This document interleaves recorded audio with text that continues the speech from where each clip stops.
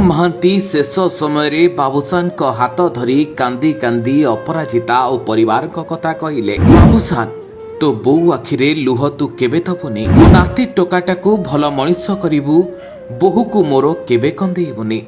मु तो महांतीर आत्मा कहूछि, सुन बाबूसान, मु मरीछि बोली केबे तू मन दुख करिबुनी।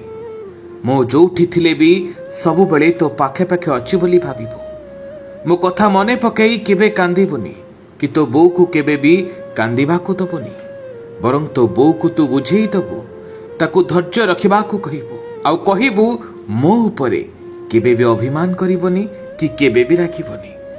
जीवन बाटरे चलिबा बेले झड़झंझा निश्चित आसीब, स्वामी स्त्री भितरे मनमालिन्य भी हब, तथापि सबको पछरे थोई आमको चलिबा पई पड़िबो।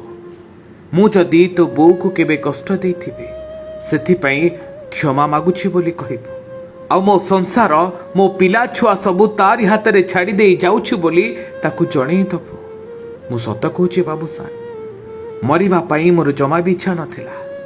एते शीघ्र तम मानको छाड़ी चली जिबा पई ए मन चाहू नथिला, किंतु कोन करिबि कह, मरण रे तो मते जाबुडी धरिला। मु सिना जानिछि तू मो पुओ आ तो बो होउछि मो स्त्री, हेले से मरण ए संपर्कर माने किछि बुझेनी रे। मु सिना जानिछि मोर गोटे परिवार अछि, हेले मरण से सबुर मूल्य किछि बुझी पारेनी।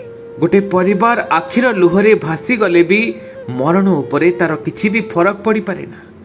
मु जहा जहा सब कहली तू मन पकई तो बो को कहबो, आ तू केबे भांगी पड़िबुनी।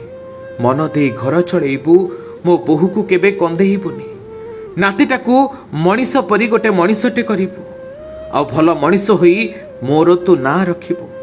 लोक माने मते धीरे धीरे भूली जिबे, किंतु तू एमिति काम करिबू जे तते देखी लोक माने मो कथा को मने पकेइबे, आ जेमिति लोक माने कहिबे ए होउछि उत्तम महांतीर पुओ। सबु बेले तो बोर जत्न नउथबू, ता दुखरे सुखरे पाख पाखे रहिबू। मु ता पाखरे नाही बोली ताकू केबे अनुभव करिबाकू दबुनु। दुनियार लोक तते दुनिया कथा कहिबे, सेमानंक कथा सुनिले दुनिया रे तू बंची पारिबुनी। जीवन रे केबे कहा ऊपर निर्भर करिबुनी, केबे कहार गोड़ धरिबुनी। निजको एमिति तैयारी करिबू जेमिति अन्य माने तते खोजी खोजी तो पाखको आसीबे। एकाथरे बेसी स्वप्न देखिबुनी कि राताराती ना करिबाकू केबे चाहिबुनी।